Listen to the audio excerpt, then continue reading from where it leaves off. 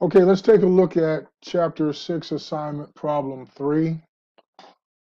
This is a uniform probability distribution. The function of a uniform probability distribution primarily is to introduce the idea that if you have a probability distribution function, and there are different types depending upon the nature of the phenomena of probability. In this case, it's a rectangle. The probability of a value occurring between any interval of that function is equal to the area under the curve. So uniform probability distributions, which look like rectangles, make it very easy for us to calculate the probability. We simply have to take the length times the height. And we define the minimum value as being A, the maximum value as being B. So the width is simply B minus A, and the height of the function is 1 over B minus A.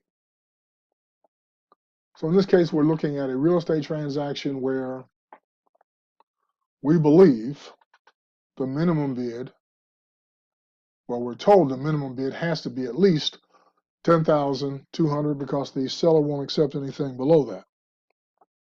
We also estimate that the maximum possible bid is going to be 15,000. So we're asked to look at the probability of bids occurring within two different intervals. The first is 12,000. So again, the length is 12,000 minus 10,200 multiplied by 1 over 15,000 minus 10,200, or 1,800 over 4,800, 0.375, rounded to two decimal places, 0.38. Second, what's the probability that the bid of 14,000 will win? So, same thing, the width, 14,000 minus 10,200 over 15,000 minus 10,200, 3,800 over 4,800, 0.791 to two decimal places, 0.79. Next, they ask you, what would you have to bid to maximize the probability that you win? Well, you'd have to bid the maximum of 15,000. That would have a probability of 1, because the numerator would be 15,000 minus 10,200, and the denominator would be the same. So you'd be dividing 4,800 over 4,800, which would get you 1. Lastly, they ask you to determine the expected profit. And they give you a scenario in between that says you can either bid what you bid in part C, 15,000, or you can take your buddy's advice, your friend's advice, and bid 13,100, which you have to assume that your friend has already worked out to be the maximum expected profit. So you just want to verify whether or not your friend is right about that and what the expected profit would be at those two bids.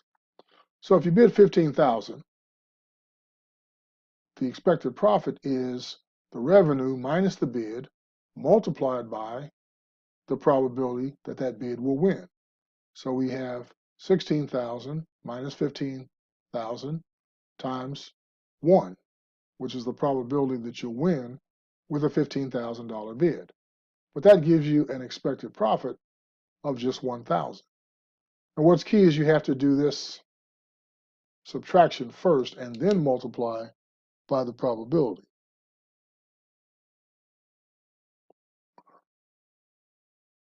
The expected profit at a bid of 13,100 gives you a higher profit, $2,900, the probability of that bid winning then, 13,100 minus 10,200 divided by 15,000 minus 10,200, which gives you a probability of 0.6041. Now here's the problem, at least with the Cengage activity.